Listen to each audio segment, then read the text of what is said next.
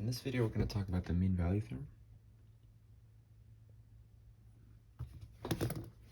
Okay, so say we have a graph here that looks like this.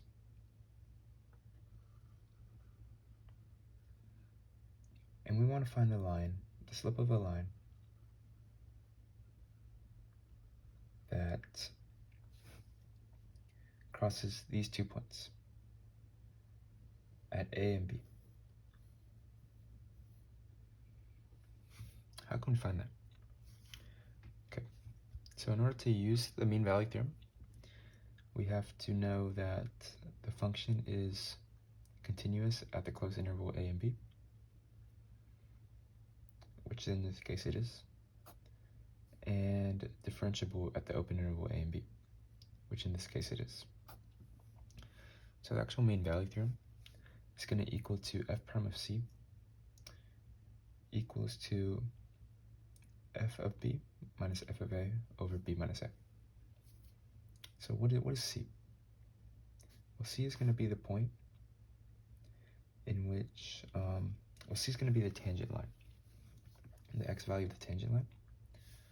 And the tangent line is it's going to be a slope parallel to the slope we're trying to find, because the tangent line is a line that only touches one point. And the secant line is going to be the slope that touches 2 points.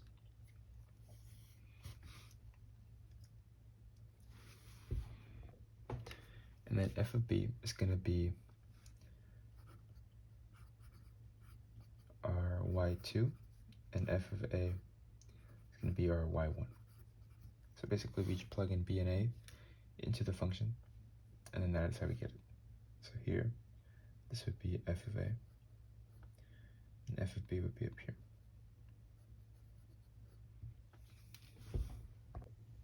All right, let's do an example. So we have f of x equals x squared minus 4x plus 1. That's our function. And then we have a closed interval of 1 to 5. So here I've written down the mean value theorem, and I've labeled our a and our b. Remember that these are both x values. Okay, so notice that the mean value theorem states that f prime of c is equal to this. So in order to get f prime of c, we're going to take the derivative of f of x. So it's going to be first f prime of x equals 2x minus 4. Okay, now we can start finding our f of b and our f of a. So since it's f of b, not f prime of b, we're going to plug it into the original equation. So f of 5 equals 5 squared minus 4 times 5 plus 1. So equal 25 minus 20 plus 1, 6. So f of b is 6. Then f of 1, which is f of a, is going to be 1 squared minus 4 times 1 plus 1.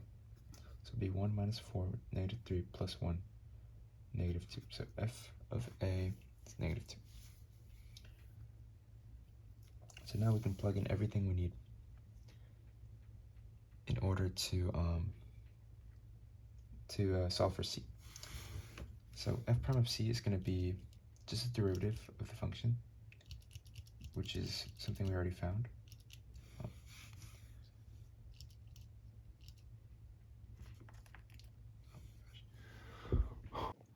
Okay, so f prime of c is going to be our f prime of x. So, because remember that c is also an x value.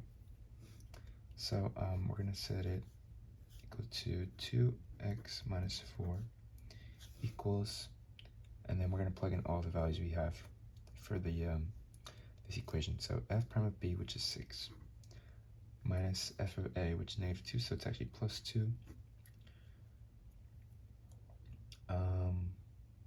B minus a, which is 5 minus 1. So it's going to be 5 minus 1. So 2x minus 4 equal to 8 over 4, which is just going to be 2. So now here we can solve. 2x move the 4 to the other side by adding. So 2x equals 6 divided by 2. Then we can get x equals 3. And this will be our c value. And we know that's our c value because it lies in between the interval 1 and 5.